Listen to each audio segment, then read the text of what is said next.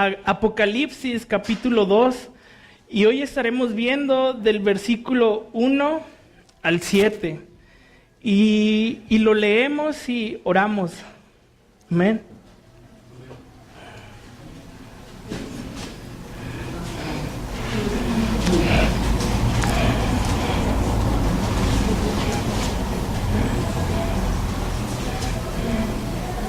Dice así: escribe al ángel de la iglesia en Éfeso, el que tiene las 7 estrellas en su diestra, el que anda en medio de los 7 candeleros de oro, dice esto: yo conozco tus obras y tu arduo trabajo y tu paciencia, y que no puedes soportar a los malos, y has probado a los que dicen ser apóstoles y no lo son, y los has hallado mentirosos, y has sufrido y has tenido paciencia y has trabajado arduamente por amor de mi nombre, y no has desmayado. Pero tengo contra ti que has dejado tu primer amor.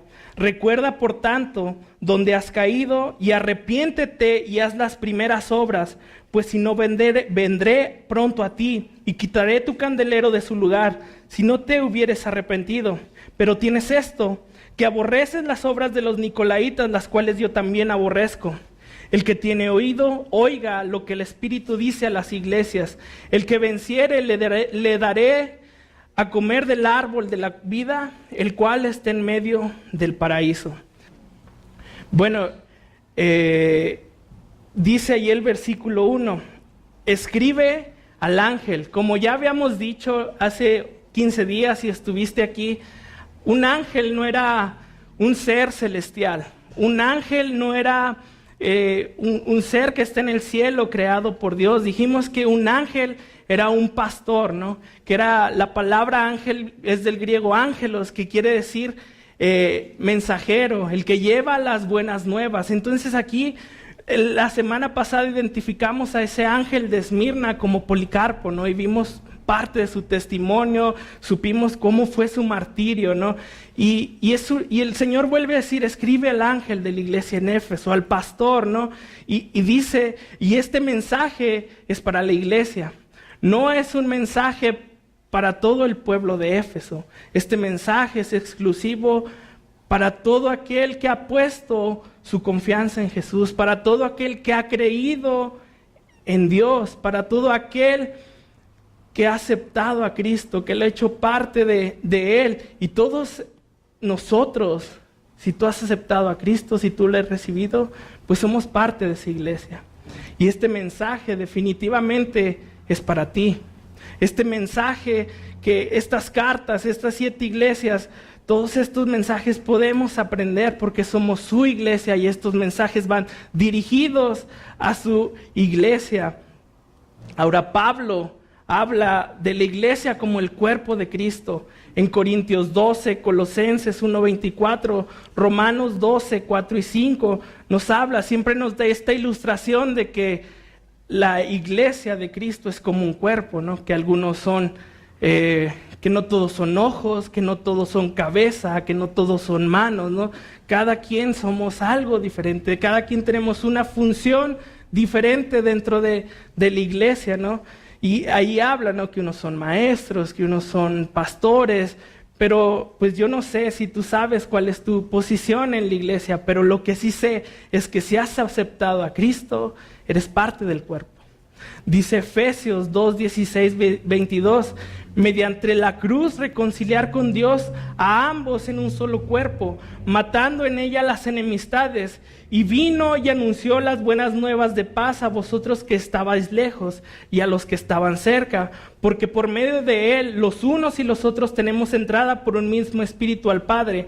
Así que ya no soy extranjeros ni advenedizos, sino ciudadanos de los santos, miembros de la familia de Dios.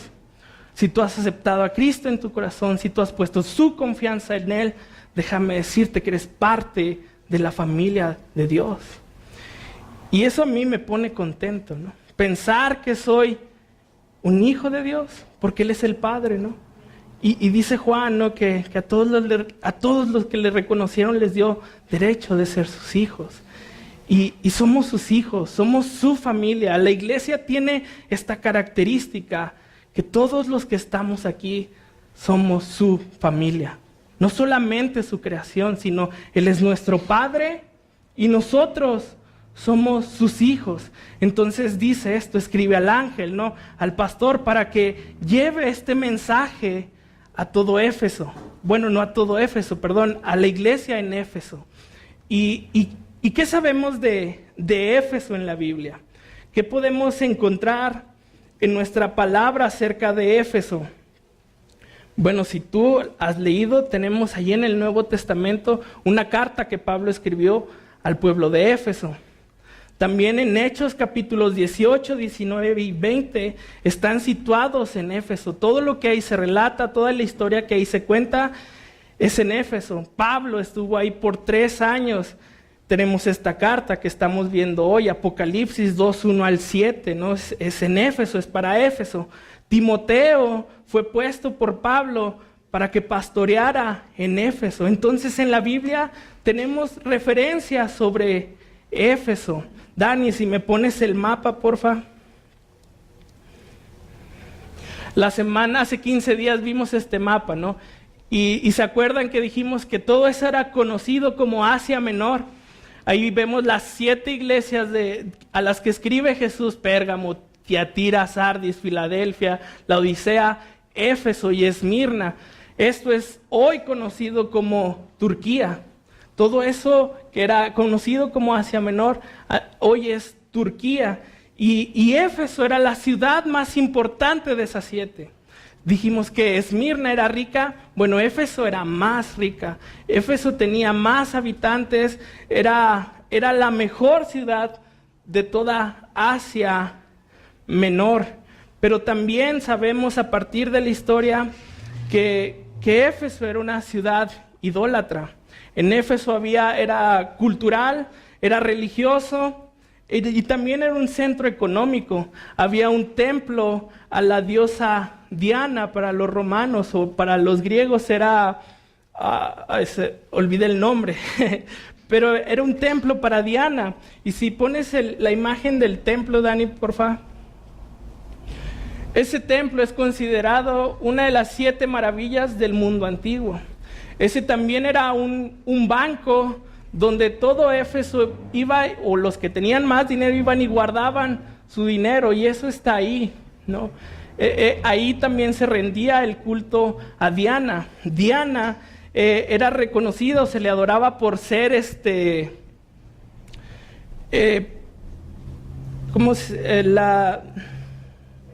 la reina de la cacería o de la fertilidad.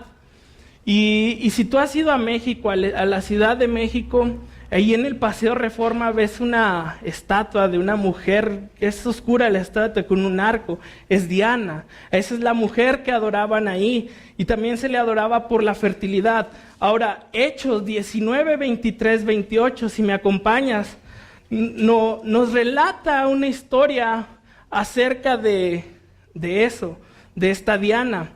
Nos cuenta que allí en Éfeso había un platero llamado Demetrio. Lo que hacía es que con plata creaba o hacía estatuas y monumentos pequeños, ¿no? Artesanías de los templos y de los dioses en Éfeso. Pero ¿qué pasa? Pablo llega con el Evangelio, Pablo llega predicando el Evangelio, y mucha gente se empieza a convertir a Cristo, ¿no? Mucha gente empieza a oír la palabra, y la palabra hace algo en sus vidas que empiezan a dejar todo eso. Y este hombre pues se da cuenta, porque sus ventas se pierden, ¿no? Van cayendo. De repente vendía mucho y se da cuenta que ya no está vendiendo nada.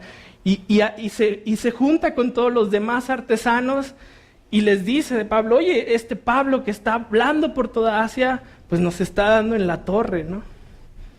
Habla, predica de Dios, y la gente ya no nos compra nada. Dice que no son dioses los que se hacen con la mano. Y es verdad, ¿no?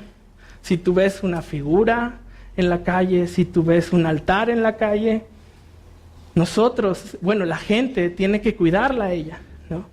Allá afuera de donde vivimos, Gaby y yo, pusieron un altar a la Virgen, y está cubierto por una malla de tela, y aparte está puesta en una vitrina de cristal para que no se maltrate, ¿no?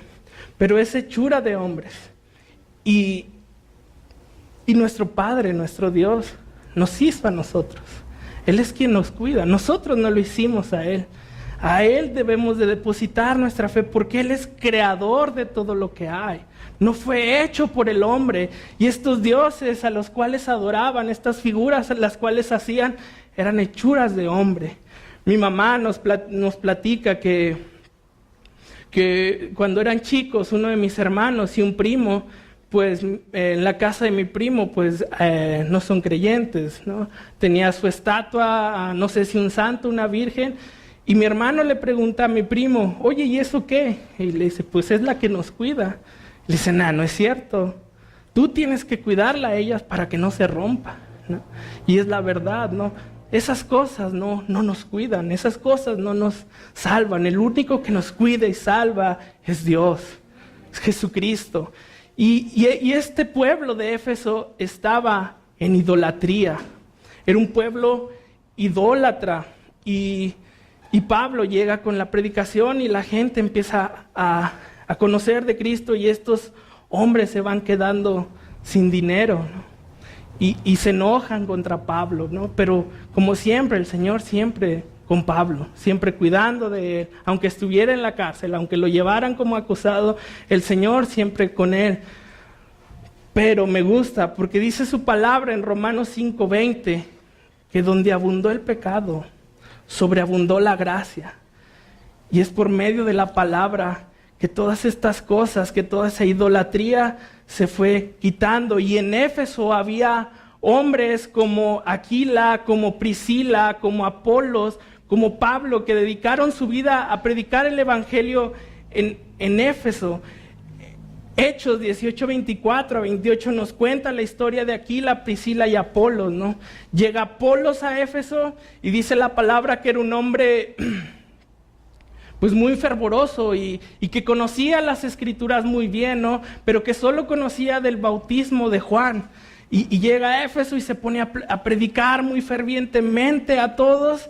Y Aquila y Priscila se dan cuenta. Y agarran y lo hacen a un lado y dice que le expusieron la palabra, ¿no? Lo discipularon. Y entonces, ya discipulado con la escritura y el conocimiento que Apolos sabía, empieza a predicar con su palabra acerca de Cristo.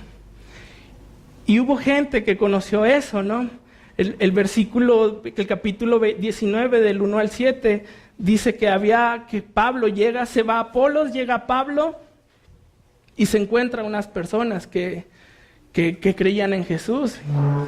Y les pregunto, ¿ustedes ya fueron bautizados por el Espíritu? Y les dicen, no, pues nosotros nada más conocemos del bautismo de Juan. Y Pablo los evangeliza y los bautiza en el nombre del Espíritu Santo. Y entonces me gusta porque dice que eran solo 12. Y no sé tú, pero si ves nuestra ciudad, no somos muchos, ¿no? Cristianos hay muy pocos en esta ciudad, en Guanajuato. Y me pongo a pensar, ¿no? Que si por 12, por una persona el evangelio ha crecido, pues nosotros deberíamos de compartir su palabra, ¿no? No somos indispensables, pero el Señor nos quiere usar. Y a nosotros nos fue encomendada la predicación en el evangelio.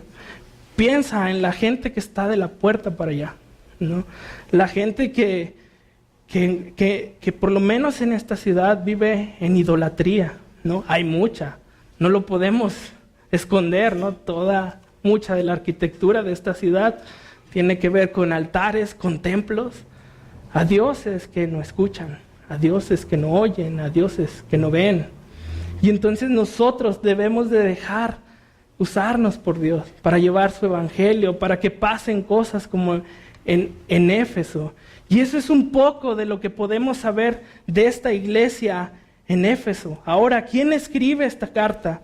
Dice, el que tiene las 7 estrellas en su diestra, el que anda en medio de los 7 candeleros, dice esto. ¿Y quién es ese, no?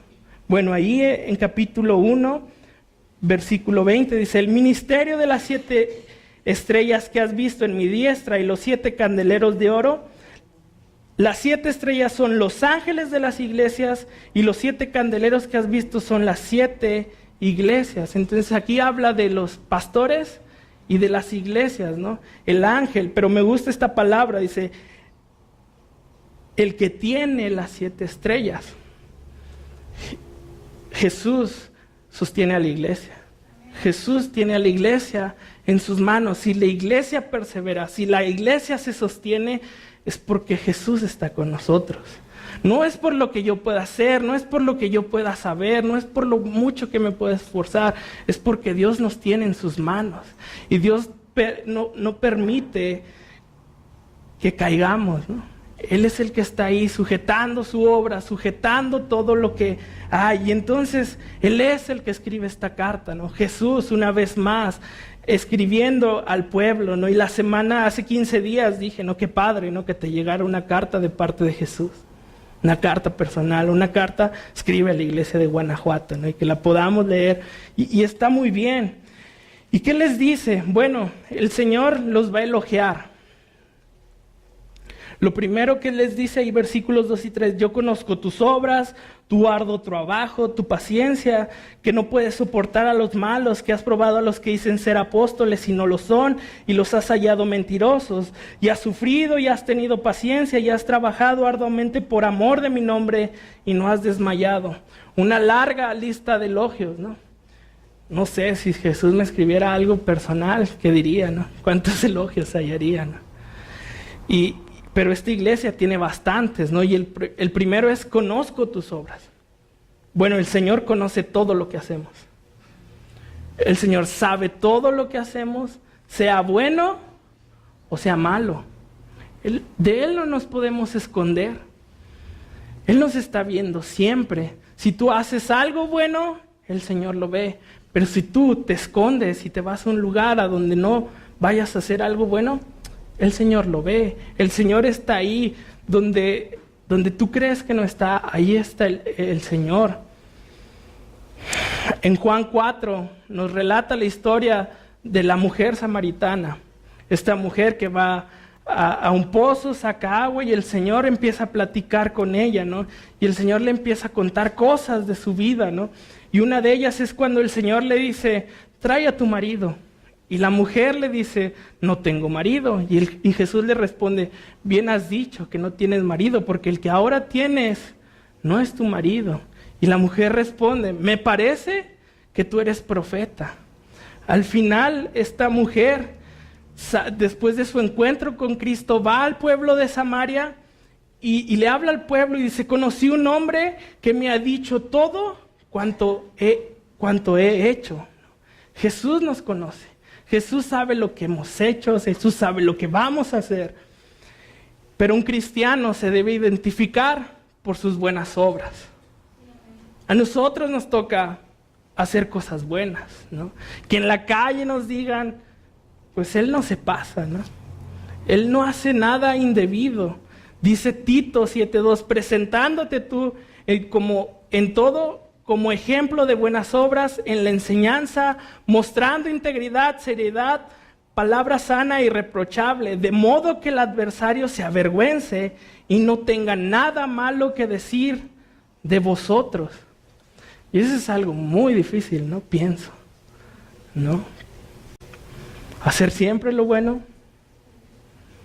que la gente nos conozca, que tus vecinos te conozcan por alguien que pues no se pasa, ¿no? De la raya, que siempre está haciendo el bien por los demás, que es un ejemplo para todos. Es difícil, creo, pero se puede. Y el Señor nos lo demanda, ¿no? Hacer buenas obras. Un cristiano se debe de identificar porque hace buenas obras. Ahora, las obras no son para salvación. Solo demuestran que hemos conocido a Cristo, que hemos conocido al Señor, que hemos conocido al Rey y que llevamos su ejemplo.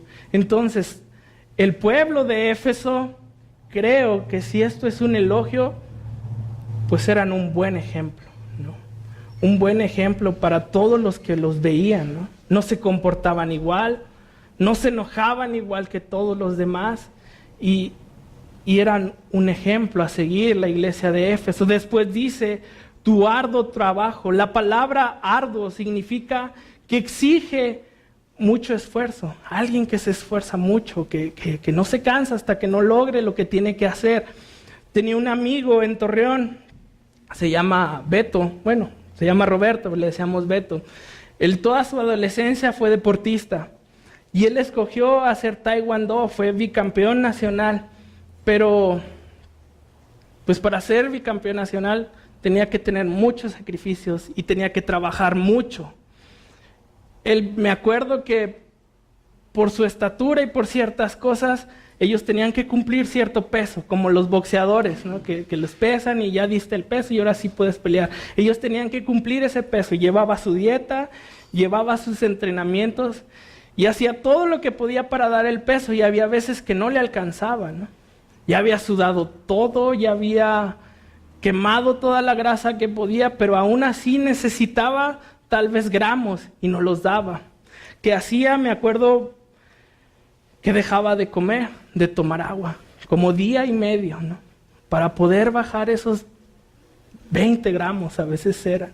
Y yo lo veía y lo visitaba y él dormido, para no sentir todo lo demás, ¿no? Él se dormía y estaba ahí, tú lo veías pobre, ¿no?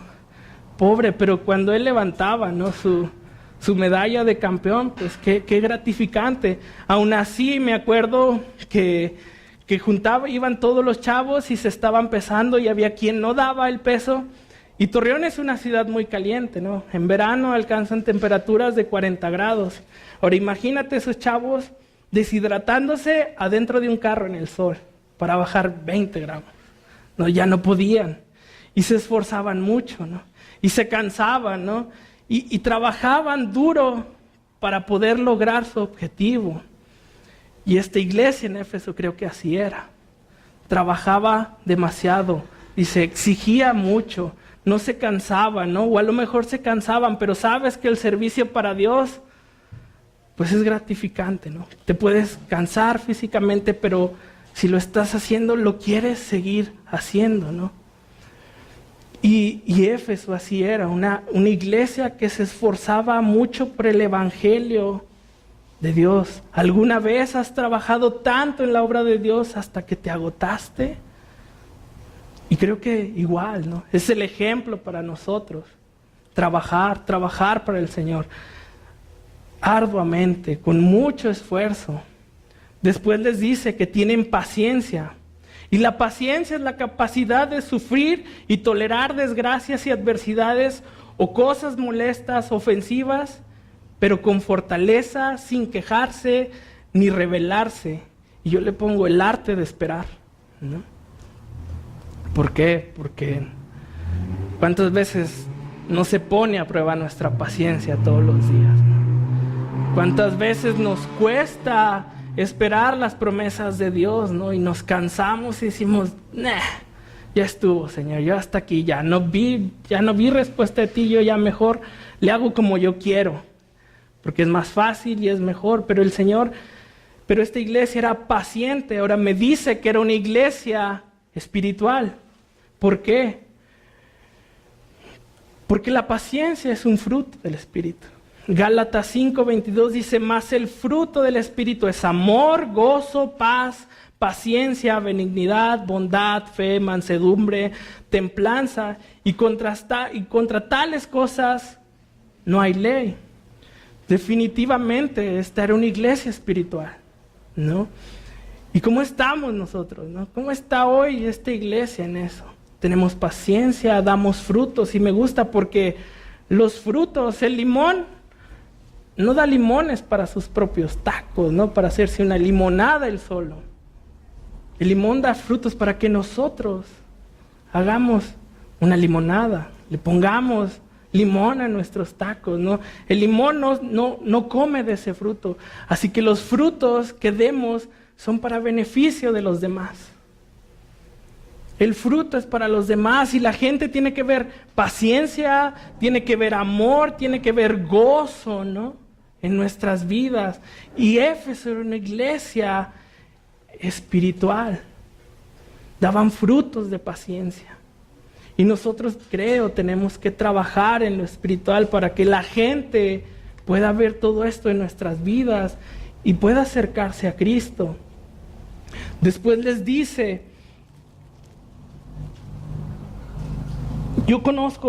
dice, ya has probado y que no puedes soportar a los malos y has probado a los que dicen ser apóstoles y no lo son, y los has hallado mentirosos. Pablo advierte a los efesios de estas cosas. En Hechos 20, 29, 31 dice, porque yo sé que después de mi partida entrarán en medio de vosotros lobos rapaces que no perdonarán al rebaño, y de vosotros mismos se levantarán hombres que hablen cosas perversas para arrastrar tras sí a los discípulos. Por tanto, velad, acercaos, que por 3 años de noche y de día no he cesado de amonestar con lágrimas a cada uno. Les advierte Pablo y les dice, cuando yo me vaya, van a llegar lobos, ¿no? Sin piedad, se los van a querer comer. Pero les dice, acuérdense de lo que les dije por 3 años. Acuérdense de mi palabra, la cual expuse por 3 años, para que cuando vengan estos hombres, pues no les crean, ¿no? No sean devorados. Y creo bueno, esto es escrito hace mucho, ¿no? Y actualmente lo vemos, ¿no? Hay hombres que han entrado a la iglesia con doctrinas, con cosas que no tienen nada que ver con la palabra, con cosas que no exaltan el nombre de Dios, ¿no? Yo recuerdo cuando era chico, tal vez tenía unos 7 años, ¿no? A la iglesia que iba con mis papás, de repente empezaron a llegar apóstoles, de repente empezaron a llegar gente que ponía a reír a todos, ¿no? Que ponía todos riéndose, ja, ja, ja, ja. Y yo estaba chico, si me acuerdas, porque me impactó, creo, ¿no? Pero ¿qué tiene de edificante ver a la congregación reír? ¿Qué tiene de edificante? Me acuerdo que una vez llevaron a una hermana que se estigmatizaba, ¿no? Que le salía sangre de las manos, de las frentes y todas esas cosas, ¿no? Y dices tú, ¿qué tiene que ver eso con Dios? Con su palabra, con su amor, con su verdad. Nada tiene que ver. Esas cosas no edifican y esas cosas arrastran a la gente a ser devorados, ¿no? ¿Qué beneficio tengo yo de estar escuchando a gente carcajeándose? Pues me pongo a escuchar chistes, ¿no? En algún lado, ¿no? La iglesia no es para eso. La iglesia es para escuchar su palabra. La iglesia es para venir y cantarle al Señor, ¿no? Para convivir los unos con los otros. De eso se trata la iglesia, ¿no? No de tonterías, porque eso son tonterías, pero la palabra nos lo advierte. Van a llegar, se van a meter. Y si se descuidan de la palabra, se los van a comer. Y entonces, pues necesitamos su palabra. Para que cuando venga alguien con cosas extrañas, tú tengas su palabra y lo puedas poner en una balanza. Y si no es de Dios, la palabra te lo va a enseñar. Pero si no estás en su palabra, si no estás aprendiendo de Cristo, va a llegar alguien y le vas a decir, sí, cierto. No, vámonos. Entonces, pon a prueba lo que se dice aquí, ¿no? Lo que estoy diciendo hoy, lo que dice el pastor cada domingo. Joven, yo les enseño cada sábado el Evangelio de Juan. Escucha lo que te digo, checa lo que te digo, si realmente, ¿qué tal que te estoy engañando? Ponlo, abre tu Biblia, léelo, si no va a llegar alguien, un lobo, y te va a comer. Falsos apóstoles, ¿no? Todo eso lo vemos. Quien se dice ser enviado de Dios y no lo es. Y Pablo y esta iglesia soportaba todo eso porque tenía la palabra de Dios. Porque Pablo les había predicado y yo me imagino, veían las enseñanzas de Pablo sobre Cristo, llegaban con cosas, decían, eso no es lo que Pablo nos enseñó de Dios. Entonces nosotros igual, ¿no? Cuídate de todos ellos, cuídate de todas esas personas que dicen ser apóstoles y no lo son, que son malos, ¿no? Porque te quieren alejar de Cristo. Y después se repite, ¿no? Pero y ha sufrido. ¿Recuerdas la iglesia en estos tiempos, desde Jesús hasta como el año 313, perseguida, ¿no? Perseguido, has tenido paciencia una vez más, has trabajado arduamente por amor de mi nombre y no has desmayado. No desmayaron, nunca perdieron sus fuerzas. ¿Por qué? Porque sus fuerzas venían de Dios, no eran humanas. El Señor los levantaba. Salmos 92 dice, pero tú aumentarás mis fuerzas como las del búfalo. Seré ungido con aceite fresco. Para la obra de Dios, lo único que necesitamos es a Dios y su palabra. No hay más. Para no desmayar, para no cansarnos, necesitamos el ánimo del Señor. Necesitamos su aliento. Y Él nos lo da, dice, Él nos da las fuerzas como la del búfalo. Y entonces da esta serie de elogios. Pero el capítulo 4, del versículo 4 y 5, los va a amonestar. Dice, pero, les dice, sí está bien todo lo que hacen, pero necesito que reflexionen y se arrepientan en algo. Que has dejado tu primer amor, ¿no? Les dice, por en algún lado dejaron su primer amor. Y pensando en qué es el primer amor, ¿no? Pues se me vino a la mente la relación con unos esposos, ¿no? Recuerdo, yo me voy a poner medio cursi, que no me sale tanto, pero recuerdo, ¿no? A Gaby yo la conocí en Calvary, ahí en Silao, hace como, ya ni me acuerdo, como 5 años, ¿no? Nada más nos saludamos, ¿no? Hola, ¿cómo estás? Tan, tan. En el 2015, me acuerdo que empezamos a platicar por Facebook y de ahí se fue dando todo, ¿no? Ay, hola, ¿cómo estás? No, bien, sí, qué padre. Y empezamos a relacionarnos, a conocernos, a tal punto que nos dijimos, me gusta, sí, tú también. Le dije, te tengo que ver, ¿no? Yo estaba en Torreón, allá trabajaba. Te tengo que ver y hoy hace 3 años vine a ver a Gaby, ¿no? Un 16 de septiembre, me acuerdo que Mao estaba por casarse, mi cuñado, y vine, la visité y por cosas llegué antes. Y mi hermano me deja en su casa y llego y yo bien apenado porque estaba la familia de Ami, su familia, y yo así todo un extraño, ¿no? Y llego y sentado ahí todo nervioso, ¿no? Esperando a Gaby. Y total, Gaby se estaba bañando y cuando sale yo estoy sentado en el sillón y de repente la veo bajar por las escaleras. Y yo, wow, de aquí soy, ¿no? Y de ahí fui, gracias a Dios. Entonces, y te quedas eso, ¿no? Y la ves y wow, su vestido rojo, sus chinos. Y lo recuerdo, ¿no? El primer amor, ¿no? Una emoción, ¿no? Que sentía. Hoy la veo bajar todos los días de la escalera y corro, ¿no? Digo, ya me va a regañar. No, no es cierto, no es así. Pero no siento la misma emoción, ¿no? De verla bajar como esa vez, ¿no? Esa vez, pero de lo que sí estoy seguro es que hoy la amo más que ese día, ¿no? Y de eso se trata, ¿no? De que a lo mejor al principio cuando llegaste a Cristo estabas emocionado, ¿no? Pero hoy tienes que amar más al Señor. Tienes que amar más su palabra de lo que hiciste la primera vez que lo conociste. Éfeso había perdido eso. Éfeso había dejado todo eso y el Señor les dice, vuelve, has dejado tu primer amor. ¿Y qué amor habían perdido? Mateo dice, ama al Señor tu Dios con todo tu corazón, con todo tu ser y con toda tu mente. Jesús le respondió, este es el primero y más grande de los mandamientos. El segundo se parece a este, ama a tu prójimo como a ti mismo. Habían dejado de amar a Dios y habían dejado de amar a la iglesia de Dios. ¿Hacían cosas? Sí. ¿Cosas ejemplares? Sí. ¿Grandes obras? Sí. ¿Aborrecían a los apóstoles? Sí. Pero sin amor.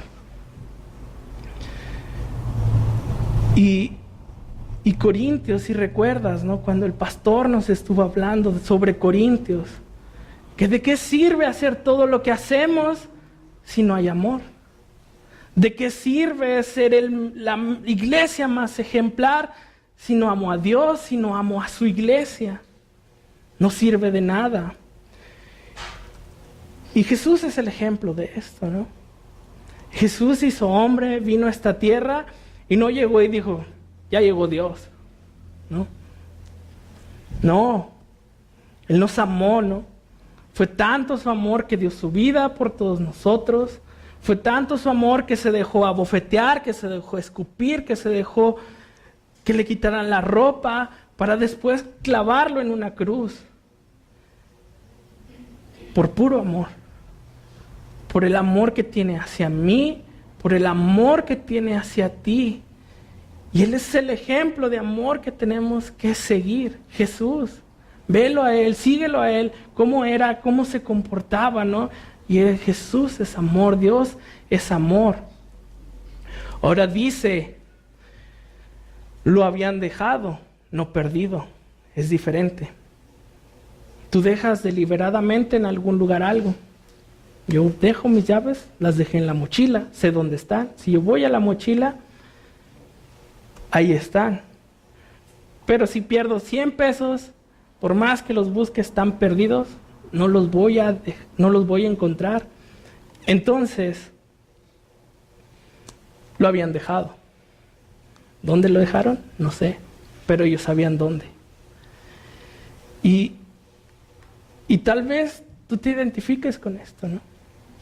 Tal vez pienses, yo cuando llegué al Señor era así, un tiempo fui así. Pues piensa dónde dejaste ese amor. ¿Dónde se quedó? Tú sabes dónde está, porque tú lo dejaste en algún lado. Hoy ama más al Señor y a su iglesia que en un principio. Se puede. Y el Señor les dice, recuerda dónde has caído y arrepiéntete. Solo es pensar, ¿dónde tropecé y me caí? ¿Cuál fue ese momento donde pensaste que amar a Dios ya no valía la pena, que servir a Dios ya no valía la pena? ¿Dónde te separaste del camino de Él? Y pueden pasar muchas cosas. Tal vez te lastimaron, tal vez no fue la respuesta que Dios esperaba, tal vez dijiste mejor sigo esto, tal vez es tu pecado. No sé, pueden ser varias cosas, ¿no? Pero si tú has dejado tu primer amor, el Señor nos dice que nos arrepintamos. Acuérdate dónde fue. Dónde perdí todo ese amor que tenía para Cristo. Dónde perdí todo ese fervor que tenía para Él. Y ahí donde lo dejaste, ahí lo vas a encontrar. Ahí vas a encontrar al Señor. Y Él te está esperando ahí. Que te arrepientas, que vuelvas a Él. Y les dice, ya haz las primeras obras.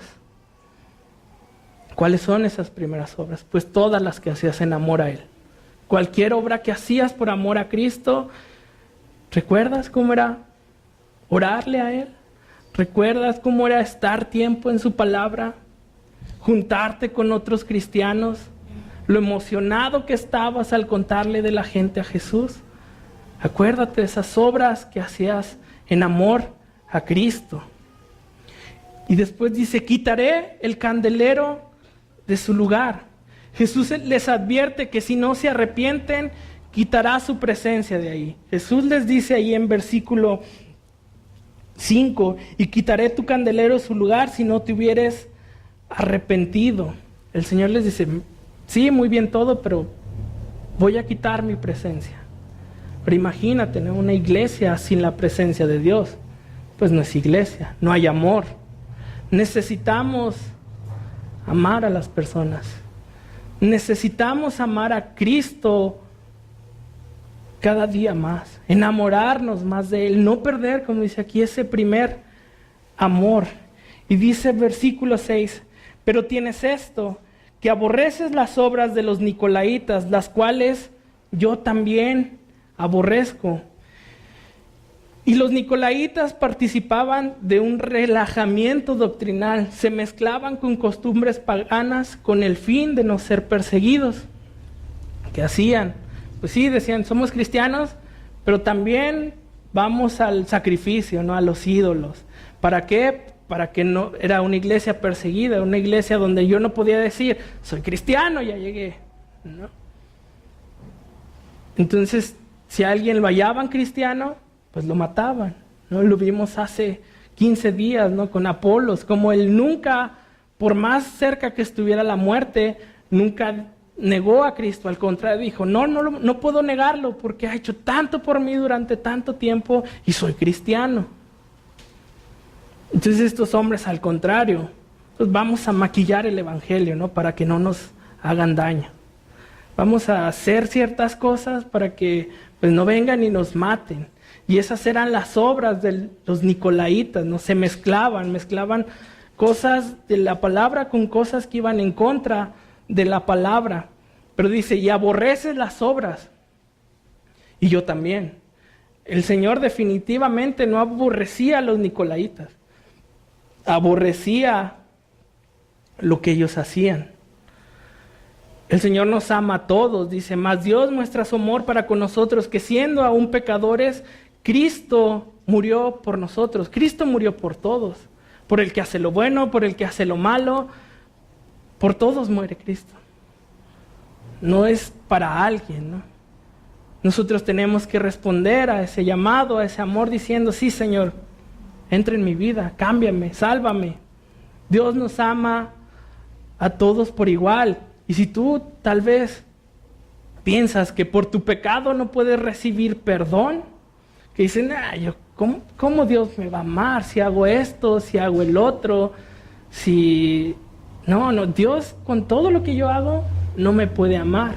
Y me gusta un comentario que hizo un pastor, dice, le he dado incontables razones a Cristo para no amarme, ninguna le cambió la mente. El Señor es fiel. El Señor te ama siempre. Tienes que acercarte a Él simplemente. ¿Puede el Señor perdonarte? Sí, sí puede. No importa lo que hayas hecho. No importa dónde estés hoy. El Señor te quiere perdonar. El Señor te ama con todo su corazón y dio a su Hijo Jesús para que tú tuvieras perdón de tus pecados. Así que arrepiéntete, ¿no? El Señor amaba también a los nicolaitas a pesar de lo que hacían. El Señor te ama a ti a pesar de lo que puedas estar haciendo hoy. Y dice versículo 7, el que tiene oído, oiga lo que el Espíritu dice a las iglesias. Este mensaje es para nosotros, ¿no? Tenemos que escucharlo. El que venciere, le daré del árbol de la vida, el cual está en medio del paraíso. Dice al que venciere, ¿no? Y creo que hay dos cosas en las que tenían que vencer. Y una ya la había hecho Cristo. Dice, la salvación no es por obra. Si eres parte de la iglesia, Dios ya hizo todo por ti por medio de Cristo y tú solo respondiste a Él. 1 Juan 5:4, porque todo lo que es nacido de Dios vence al mundo, y esta es la victoria que ha vencido al mundo, nuestra fe. Entonces, la salvación no es por obra. La salvación no la dio Cristo. Él fue el que vino, se sacrificó y nos dio perdón a todos. Solo hay que creerlo. Pero a los efesios creo también les pide que venzan en cuanto a regresar a su primer amor. Tienen que volver al primer amor. Tienes que volver a tu primer amor. Si has estado lejos de Dios, si no has querido volver a Cristo, el Señor te dice que vuelvas a amar sus cosas, que vuelvas a amar su iglesia. Y dice, el árbol de la vida que está en medio del paraíso, la recompensa inmerecida, ¿no? Estar en el paraíso con Él, estar en el paraíso delante de su presencia por la eternidad. Dice Apocalipsis 22:14, bienaventurados los que lavan sus ropas para tener derecho al árbol de la vida y para entrar por las puertas de la ciudad. Los que lavan su ropa, la lavamos por medio de la sangre de Cristo. Él es el medio. Cristo, su sacrificio, su amor. Cuando tú lavas tu ropa, cuando pides perdón a Jesús, Él te da derecho a entrar al árbol de la vida, al paraíso donde está Él. Y no sé si tú anhelas estar en ese lugar. Yo sí.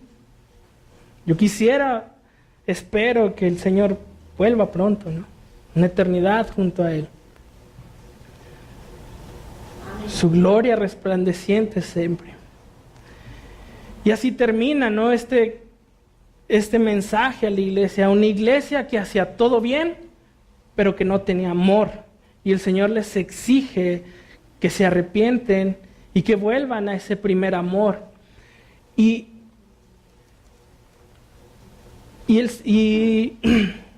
compartí dos mensajes, Éfeso y Esmirna. De Esmirna vimos que era una iglesia fiel, una iglesia perseguida, y que a pesar de que era tan perseguida, tan maltratada, a pesar de que los quemaban vivos, que los echaban a los leones, nunca negaron su fe en Cristo. Y Éfeso es una iglesia que no sabía amar. Entonces, si tú quieres ser fiel al Señor, empieza a amarlo. Amén. Empieza a amar a Dios con todas tus fuerzas, con toda tu mente. Vuelve a ese gozo que tenías, el cual dejaste en algún lado, el cual alguien te robó. Vuelve ahí, sabes dónde está ese amor. Vuelve a su palabra y sé fiel a Dios. Sé fiel hasta la muerte, le dice a los de Esmirna. Hasta lo último que te quede, sé fiel a Él. Amén. ¿Oramos?